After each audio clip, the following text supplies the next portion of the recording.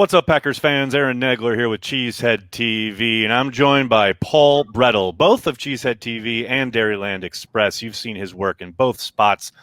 Paul, I wanted to talk to you about this draft that's coming up in 10 days. Mercifully, it's almost here. We've had almost there. Enough, conjecture and guesswork and mock drafts to last us 20 years, but we've got 10 more days to fill. So I did want to talk to you about a couple pieces that you had up on Cheesehead TV this past week regarding the draft. Speaking of the draft, the first thing that kind of caught my eye was the piece you put up regarding the Colts and how they are kind of a perfect target for the Packers if Brian Gutekunst stays true to form and tries to trade up yet again, something he's done each and every draft he's been in charge of.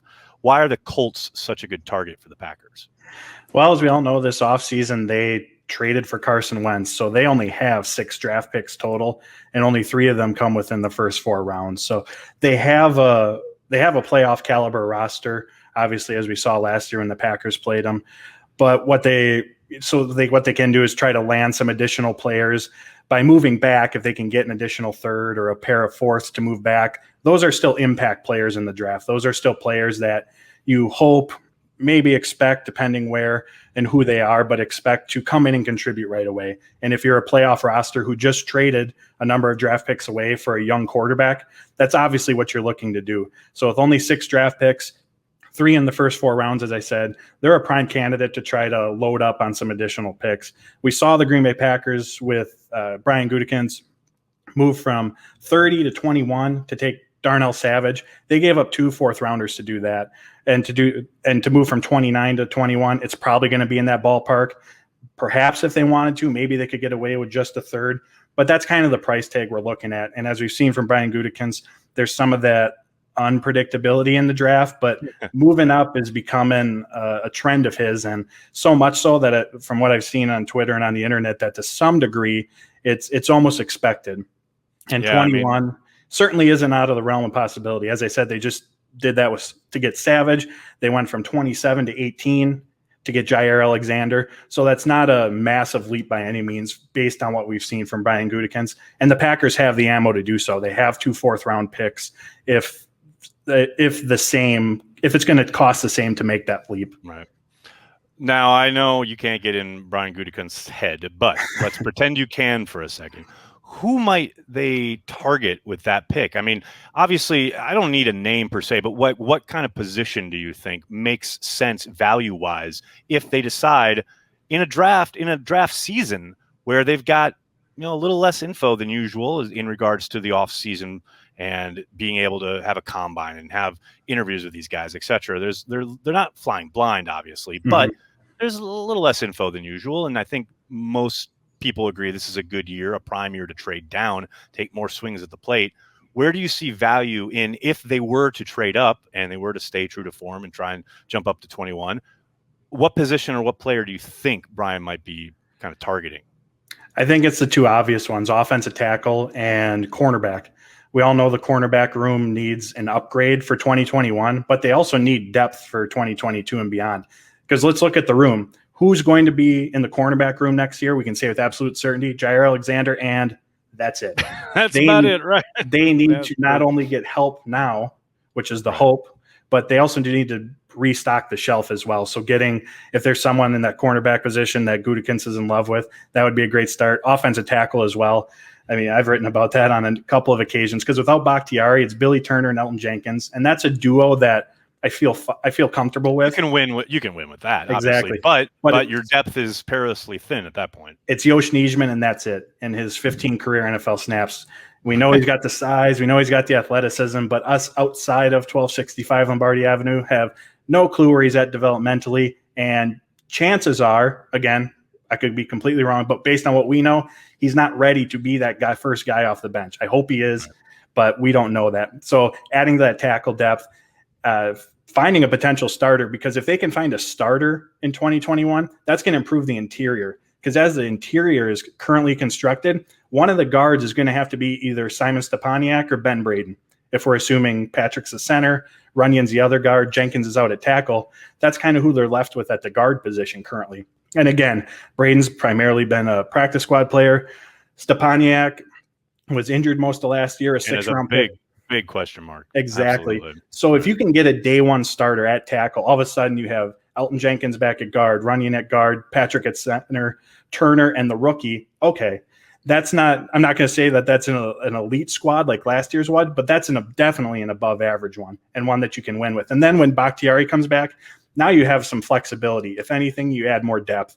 So those are the two positions that I think would be on the mind, and they're the obvious ones. That's not groundbreaking news. One other player I'll throw out is Christian Barmore. Right. Just because of how thin this interior defensive line class, I know it's in the first 3 rounds, people want to try to squeeze that position into their mock drafts, but that's not a guarantee because you don't want to take a position for the sake of taking a position. That's how you reach. That's where busts come from. So even though that's a high priority need, and I consider it one as well, I don't think that it's a lock that that's going to be a first 3-round selection because honestly, the value might not be there. So if you could guarantee that value by getting the best player heads and tails above everyone else in this class, can play multiple gaps, was effective against the run in the past, I think that would be on their radar as well. It makes a lot of sense. Now let's look at the other scenario, which you laid out just recently, actually, at Cheesehead TV regarding the possibility of trading down. It's something that I think we joke about every year. This idea that we sit through 3+ hours of the first round of the draft to get to the Packers selection, and then they trade out of it. Now, that hasn't happened a lot. It has happened. It happened back with Ted, etc. But as we were just talking about, Brian has jumped up every single year. Why does it make sense, though, this year? Why, looking at, say, how the board might fall, the pieces, what stuff I was talking about before in regards to a bit of an unknown coming out of this offseason, why does it make sense for Brian to trade down in 2021? I think a lot of it, for me, has to do with the talent at positions of need.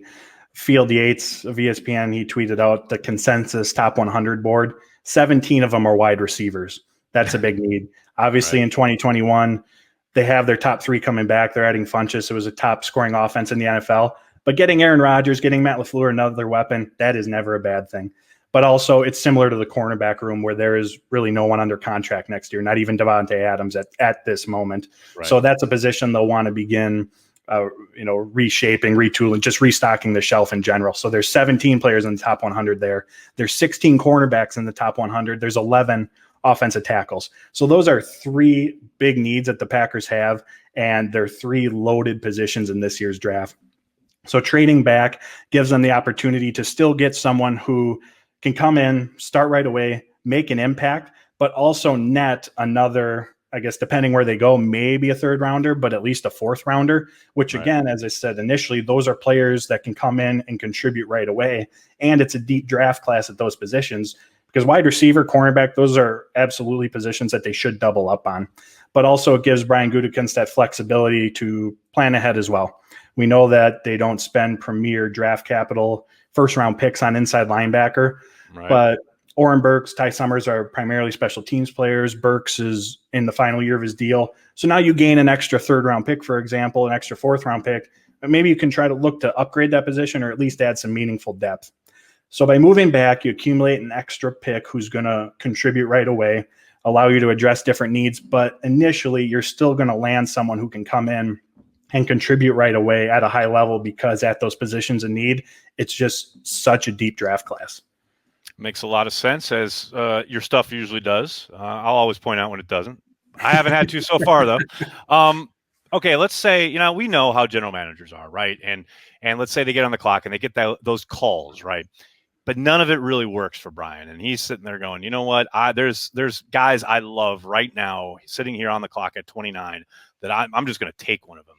Let's say that happens and he pulls the trigger at 29. Give me Paul Bretl's top 3 prospects that you would want to see come off the board at 29. So I'll start with the first one here, the big one. I don't know how realistic it is, but Caleb Farley, there's news that he's potentially dropping. There's been a number of reports out because of his recent back surgery that he had. Right. Is he going to fall to 29? I don't think anybody knows at this point. And because nobody knows, I am going to qualify it for this. To me, that is best case scenario in round 1. I talked about how big of a need tackle was, but he's a top 10 prospect from a football standpoint. 6'2", 207 pounds, crazy athletic, can play man, can play zone. He'd step in day one, be cornerback 2 alongside of J.R. Alexander, and shaking the rust off, getting acclimated to the NFL level, and staying healthy, of course. Those two would sooner than later form the best cornerback duo in football. There's obviously risk involved with that, given the injury history. But at that point, pick 29, a potential top 10 selection prior to this surgery, which they're calling minor, as they would. As they would, right? I don't know. I know there's some risk involved, but that's just too much potential for me to pass on. The upside is incredible. It's crazy. And that value, it's one. If you want to make the argument, he's at 21 where the Colts are, and you don't want to give up the draft capital to go get him. I could see that. I understand that. But at 29, if he were sitting there, I would absolutely swing for the fences and go for it. So that's like my dream scenario. Mm-hmm. The other two options, Tevin Jenkins, offensive tackle from Oklahoma State. There was one quote from the Draft Network that I loved. And in watching the tape, you see it. Jordan Reed said, he attempts to humiliate players in the opposing jersey. If that's not a yes, guy, please. Yes, please. That's absolutely a guy I want on my offensive line. Right. Incredibly experienced, over 2,600 snaps, run blocker, pass blocker. He's someone, as I described before, he would step in day one. And in getting Tevin Jenkins, you're solidifying with Bakhtiari here, your right tackle position for the next 8-10 years. I just think there's that level of certainty with him. The third option, but no particular order, Greg Newsome, cornerback from Northwestern. Again, another popular selection. Popular pick. Yes. I'm not doing anything groundbreaking here, folks, but he's someone who's versatile, can play man, can play zone, really well equipped to play zone, which we know we're going to see a lot of here in Joe Barry's system. Athletic, good size. Again, he's someone who would start from day one. And to cheat a little, one other name I'll throw out there, Samuel Cosmi, offensive tackle from Texas. I tell you what, there's a YouTube hive that is formed around him in the CHTV comments section that will very much appreciate that comment, because holy cow, we can't get through a stream without that name coming up. Because when you think about Green Bay Packers, or who do the Green Bay Packers target, it's basically Samuel Cosmi. Right. Great size, right. Super athletic, experienced player, run blocker, pass block. I mean, the guy just oozes Green Bay Packer. So that's one other I'll throw out there. Well, I hope, just for no other reason, I hope it's Newsome, provided they give him the right number, because then Corey can pull out his old great jersey and can just retrofit that. That'll be great. Paul, I can't thank you enough for hanging out and talking some Packers draft with me. Make sure you check out Paul's work, both here at CHTV and at Dairyland Express. And we'll see you soon. Thanks so much for joining me, man. Appreciate it, Aaron. Thank you.